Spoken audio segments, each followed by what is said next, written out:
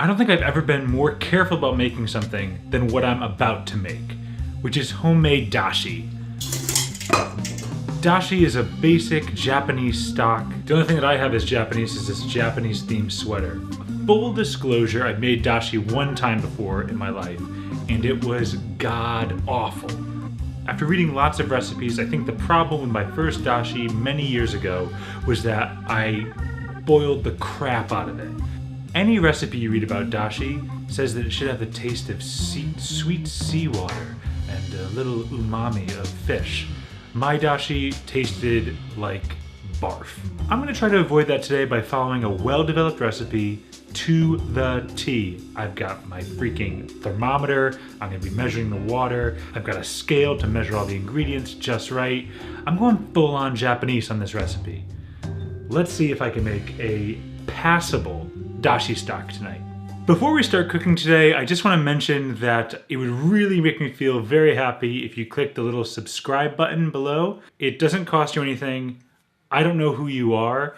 I can't send you any emails. It doesn't sign you up for anything. All it does is put a little extra number next to me and validate my presence on YouTube. If you like what you see, just click subscribe. It makes me feel awesome. Okay, let's go into the recipe. This is a very basic dashi that I'm doing. I want to keep it simple to avoid messing things up. First, I have my kombu. This is seaweed from Japan. I bought it in a Japanese specialty store. The lady said, buy this one. It's not from China, it's from Japan. There's like subtle political differences. I grabbed the bag and had to get out of there. All the best recipes said, soak it overnight in cold water. It gets rid of some impurities, yada, yada, yada. Then you drain it, getting rid of that water.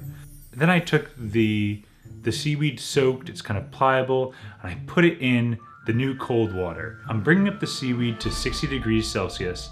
As soon as it's at that temperature, I'm gonna stop, and I'm going to now drain it again, but reserve the liquid and press down on the seaweed to make sure that all the liquid comes out. Now, I'm done with the seaweed. Thank you, seaweed. The other main ingredient in dashi is katsuobushi, I guess is what you call it. That's terrible Japanese. Katsuobushi. Katsuobushi. Katsuobushi. Katsuobushi. However you say it, that's the second main ingredient. It is dried and smoked tuna flakes. I have to say, it's kind of one of my favorite condiments. They're super paper thin shreds of tuna.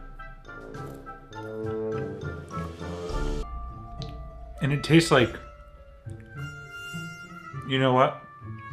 If you told me I had to quit pork and I could only be a pescatarian, this would be my savior, because this tastes exactly like bacon. Well, not exactly like bacon, but it's a really good substitute. It's got that kind of meaty smokiness that you really want. I bet it'd be really good sprinkled on top of scrambled eggs. Now I'm taking that broth that I brought up to 60 degrees for the seaweed and bringing it up to 80 degrees and dumping in a big old pile of katsuobushi. This is only 8 grams of katsuobushi. It looks like a lot, and hopefully it's not too much, because this is where I went bad last time. What I'll be doing with the katsuobushi is just having it up at 80 degrees for 3 minutes. When 3 minutes is over, it's coming out. Now I'm straining it again, and that's it. It's pretty much done. It is done. I have dashi, the moment of truth. Trying some dashi.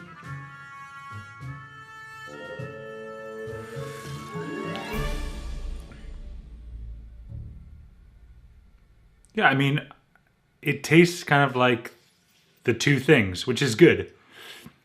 It's a good base, I guess. It tastes kind of like bacon water. Does that make any sense? Like bacon water with seaweed. It tastes like exactly what it is. Now I know what I was doing wrong the first time I made dashi, because I was not this exact. I was just boiling stuff and throwing stuff in.